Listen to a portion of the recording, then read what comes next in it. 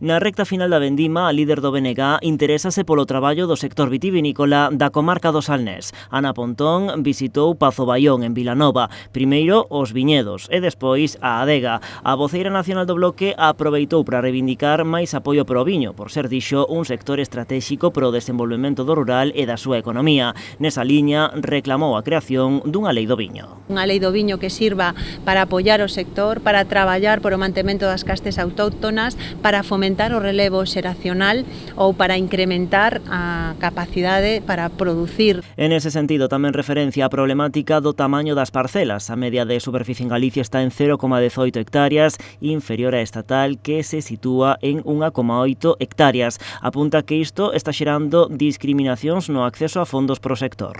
Por exemplo, na colleita 2019-2020, dos 212 millóns de euros que se repartían do Fondo Agrario de carácter estatal, as viñedos do noso país só recibiron o 1,1% desos recursos e, polo tanto, isto é evidentemente un hándicap para un sector que ten unha enorme capacidade e un enorme potencial. E cando o impulso desa lei do viño, o BNG reclama a recuperación das mesas de diálogo entre as denominacións de orixe. Nos apostamos porque se recuperen as mesas do viño que había nas denominacións de orixe, que sexa un espazo de diálogo entre as administracións, entre os produtores, entre os adegueiros e os cooperativistas. Pensamos que ese é un elemento fundamental, que haxa diálogo e acordo nesos ámbitos. E apunta que tamén sería positivo para o sector recuperar os contratos homologados cun prezo mínimo para a uva que lle dé a estabilidade a quen produce o viño e tamén a quen o comercializa.